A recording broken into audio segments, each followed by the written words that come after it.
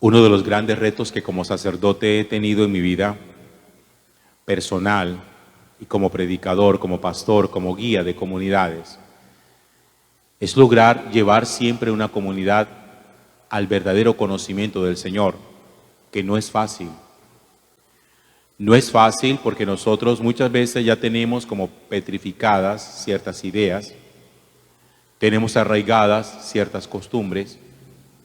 Hay cosas que uno da por sentadas, que da por hecho, que así son, y pareciera que fueran ideas inamovibles, como que ya así es como yo lo creo, así fue como a mí me lo enseñaron, pero uno no se pone la tarea como de permitir que su cerebro también y que sus ideas evolucionen un poco, como que, oye, en estas cosas de fe, que la fe nunca es petrificada, la fe siempre es dinámica. En el proceso de fe uno todos los días va conociendo más, va conociendo mejor y la relación con Dios va sin lugar a dudas transformándose. Y es necesario que sea así.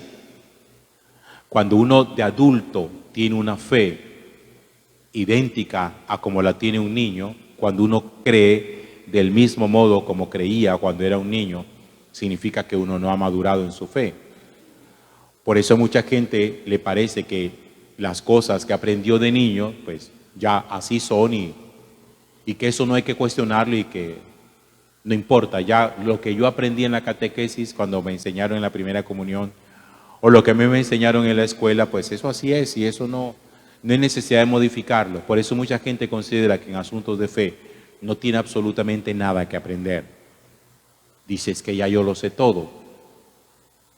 Pero pasa que todo lo que él cree que sabe es nada. Y lo nada que sabe está distorsionado. Por eso muchas personas tienen en la fe distorsión. La fe también se puede distorsionar, porque el espíritu del mal se encarga de torcérnosla para que nosotros no aprendamos a conocer al Dios verdadero. Desde niños aprendimos que al Señor Jesús, ese sobre todo que nosotros rezamos en la novena de la Navidad y que lo haremos hoy por tercer día, simplemente uno se acerca para pedirle cosas. Por eso siempre, desde que somos niños hasta que llegamos a viejos, la pregunta navideña es, ¿qué le estás pidiendo al niño Dios? Esa es la pregunta, ¿qué le estás pidiendo? Y entonces uno siempre tiene una lista de cosas que le pide. Los adultos vamos modificando esas cosas. Uno de adulto ya se da cuenta que las cosas que quiere del Señor no se compran con dinero, pero de niño uno sí, uno pues tiene una lista en este tiempo pues ya la lista ha cambiado un poquito como de tecnología, de juegos de esos virtuales, etcétera, tal vez un televisor de pantalla gigante, en fin, tantas cosas que se le pueden a un niño venir a la cabeza. Pero, ¿y por qué no ponernos en la tarea de escuchar a la Sagrada Escritura cuando el apóstol San Pablo nos dice a nosotros que Dios tiene dispuesto cosas inimaginables que a nosotros nunca se nos ha ocurrido en la cabeza, nunca han pasado por nuestra cabeza, que Dios tenga dispuesta para nosotros? Porque la lista que nosotros tenemos de peticiones a Dios, yo estoy completamente seguro que siempre son es muy distinta a la lista que Dios tiene para nosotros. Pablo dice, nosotros no sabemos pedir convenientemente. Nosotros no sabemos pedir. Nosotros a veces de adultos somos tan infantiles al momento de hacer una petición a Dios. Tan infantiles somos que cuando Dios nos satisface nuestro capricho, pues uno se molesta con Él, uno se enoja con Él. Porque de adultos también seguimos siendo caprichosos al momento de nuestra petición. Los niños se enojan cuando lo que le estaban pidiendo al niño Dios no fue lo que le dieron, sino otra cosa. Y uno de adulto también se enoja cuando lo que yo pedí a Dios, que era esto específicamente, no era eso lo que Dios tenía preparado para mí, sino otra cosa distinta. Vale. Ahora vamos a lo que nos dice a nosotros hoy la lectura del libro de Jeremías. Aparece una profecía de Jeremías en el capítulo 23. donde el Señor, a través del profeta Jeremías, le recuerda al pueblo cómo enviará, dice, un vástago legítimo, un descendiente legítimo de la casa del rey David. Ese descendiente legítimo entiende uno hoy que es Jesús. Esa fue la profecía. Jesús es descendiente de la casa del rey David. Por eso acuérdense, cuando Jesús entró a Jerusalén, la gente gritaba: Jesús, hijo de David, ten piedad de nosotros. Jesús, hijo de David. Jesús es descendiente directo del rey David. Y en él se cumple la promesa que hace el Señor a través de Jeremías. Llegarán días en que daré a David un vástago legítimo, reinará como monarca prudente, con justicia y con derecho en la tierra. Y la pregunta es, ese rey que va a reinar, ¿sobre qué va a reinar? ¿Qué es lo que va a gobernar? Porque un rey tiene gobierno sobre algo, tiene dominio sobre algo, tiene potestad sobre algo. La pregunta es, ¿sobre qué? ¿Qué viene a otorgarnos a nosotros ese rey? ¿Dónde está lo distinto de este rey? Porque normalmente los reyes se hacen adorar, los reyes les gusta que le rindan honores. Si este rey es un rey como todos los demás, pues valiente gracia tener un rey de los mismos. La pregunta es, ¿dónde está la novedad de este rey? ¿Este rey para qué sirve? Y aquí es donde viene justamente lo que yo les estaba diciendo, que Dios viene a darnos a nosotros cosas inimaginables. Miren, el pueblo de Israel, acuérdense ustedes que el origen del pueblo de Israel fue un origen de esclavos. Acuérdense que en el libro del Éxodo se nos narra a nosotros cómo ese pueblo de Dios empezó conformándose después que los descendientes de Jacob llegaron a Egipto. Jacob es nieto de Abraham. La línea de descendencia es Abraham, Isaac y Jacob. Jacob tuvo 12 hijos, esos 12 hijos llegaron a Egipto como peregrinos. En Egipto se apostaron y en Egipto crecieron, pero en Egipto fueron esclavizados. El origen del pueblo fue un origen de esclavitud. Y ellos recordaban siempre esa esclavitud. Pero ellos tenían en su imaginario que esa era la única esclavitud de la cual Dios los había librado. La única. Y aquí es donde viene la novedad.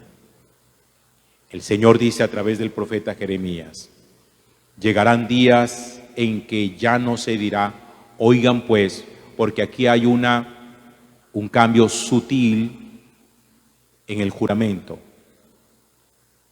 Llegarán días en que ya no se dirá, lo juro por el Señor que sacó a los hijos de Israel de Egipto. Así era como juraban ellos. El Señor nos sacó a nosotros de la esclavitud de Egipto. Dice el Señor, pues ese juramento va a cambiar. Ahora, ¿cómo va a decirse? Lo juro por el Señor que sacó a la casa de Israel del país del norte, de los países por donde los dispersó y los trajo para que habitaran su propia tierra. El Señor les estaba recordando a ellos, con este nuevo juramento, ustedes recordarán que yo no solamente los saqué de la esclavitud de Egipto, sino que los saqué de la esclavitud de Babilonia, los saqué de la esclavitud persa, los saqué de la esclavitud griega, los saqué de la esclavitud romana. Ustedes han sido más esclavos de lo que recuerdan. Ahí está la sutileza del cambio. Ellos creían que los había sacado de una sola esclavitud. Y el Señor les recuerda, yo no los saqué de una sola esclavitud, yo los saqué a ustedes de muchas esclavitudes. Por eso cuando uno suele ser muy puntual y específico, hay gente que tiene el modo, la forma, el momento, la hora, el color del milagro. Siempre le dice al Señor, es que yo quiero un milagro de esta manera, en este día, de esta forma, a esta hora. Y el Señor dice, Abre tus horizontes y déjame actuar. Porque tú tienes una sola forma de ver un milagro. Yo tengo múltiples formas de ver un milagro. Déjate sorprender. A veces nos pasa a nosotros que nos ponemos un poco nerviosos cuando se acercan ciertas fiestas y entonces preguntan, ¿y qué nos van a hacer? ¿Qué están preparando? Y la otra persona dice, déjate sorprender. Es eso. Nosotros muchas veces creemos, miren, hay gente que no cree haber sido esclava nunca. Hay gente que cree que ha tenido una sola esclavitud. Y el Señor nos dice hoy a través de Jeremías, mira, realmente los seres humanos, ninguno ha tenido una sola esclavitud. Nuestras esclavitudes han sido múltiples. Y de todas las esclavitudes yo los voy a liberar. Por eso, cuando uno piensa que lo que necesita uno es una casa y de pronto uno dice, me proyecto para el 2024 teniendo una casa, o me proyecto para el 2024 haciendo una maestría, o me proyecto para el próximo año viajando al exterior, y uno planea todas esas cosas, y todos los agüeros que hace el 31 de diciembre por la noche van con miras en eso, mientras usted piensa en casa, en viajes, en maestrías, el Señor está pensando en liberaciones. Por eso es que no sabemos pedir. Porque nosotros, le decía ahorita, tenemos nuestra lista de peticiones. Dios tiene las suyas. A mí me gustaría que ustedes en esta Navidad y en este fin de año, en vez de ponerse a corretear con agüeros tontos, de ponerse calzones amarillos y de salir correteando con una maleta y todas esas tonterías que la gente se ha inventado, a ver si es verdad que algún día funciona, que no funciona, ustedes pudieran decirle al Señor, ¿sabes qué, Señor? Este año no te voy a pedir nada. Lo pongo todo en tus manos. Te doy todo el margen posible para que tú realices en mi vida lo que tú sabes que yo necesito y que yo ni siquiera me imagino que necesito. Tú sabes más que yo. Si tú consideras que necesitas liberarme de esclavitudes, libérame de ellas.